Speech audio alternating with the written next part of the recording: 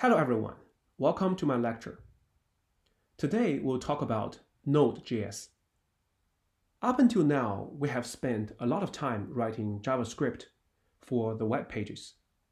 Everyone knows that JavaScript is the language of the web. It is executed inside a browser, for example Chrome or Firefox. I will call the JavaScript code we wrote the browser.js because it runs in a browser environment. But can we run JavaScript code on my machine outside the browser, like how I run Python or Java? We need a JavaScript runtime installed first. That's Node.js. So Node.js is a JavaScript runtime built on Chrome's V8 JavaScript engine. Simply put, Node.js allows you to run JavaScript outside the browser on a server.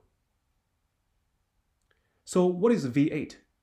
V8 is an open source JavaScript engine developed by the Chromium project for Google Chrome and Chromium web browsers. Personally, I really think that the advent of Node.js gives a huge push to JavaScript as a real programming language.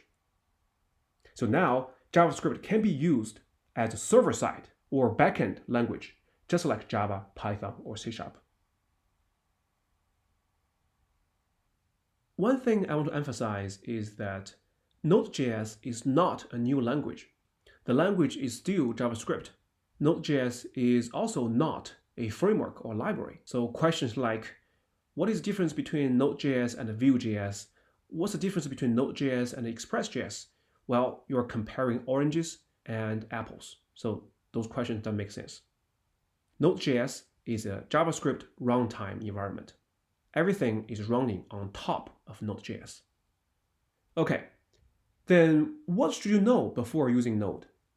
Well, for you guys, the answer is nothing.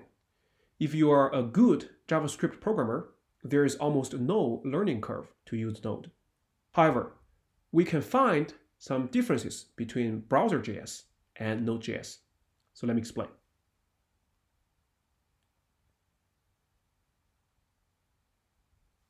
So on the left side is browser.js, is the JS that you're working on up until now. On the right side, the green part is the Node.js. You're writing JavaScript code on a server. First of all, they are both JavaScript language. They're both ECMA script. So they comply the same specification. However, in browser.js, it supports BOM and DOM, if you still remember what those are. BOM means browser object model, DOM means document object model. However, in Node, there is no BOM and DOM support. That means in Node, we do not have a predefined object called window, because in Node, we're not trying to draw anything in the window. Now, of course, we do not have a location object in Node.js, because there's no URL or pages. Also, Node doesn't have document object, so you cannot use document.getElementById. Node does have its own global object. It contains several functions that are not available in browser.js, because those functionalities are only needed for server-side or backend. Another fundamental difference is that in Node, everything is a module. You must keep your code inside a module. We're going to talk about more about module later on.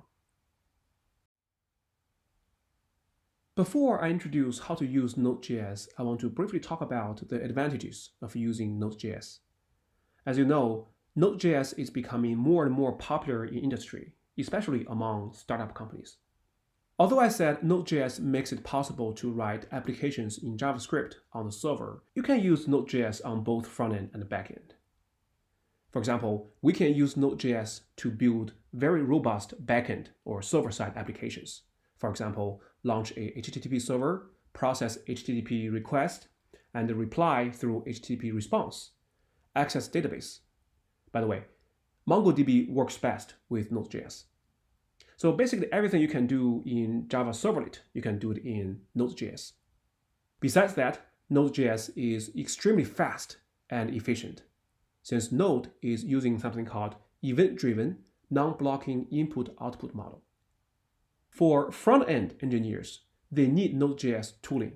It is very common that they use npm, Babel, Webpack, Grunt, Gulp, and other tools to automatically perform frequent tasks such as minification, compilation, unit testing, and linting. Of course, they can use the tools to do all kinds of pre- and post-process before they really produce the pages. Last but not least, I think one big benefit of using Node is that it allows front-end and back-end to use the same programming language, which is JavaScript.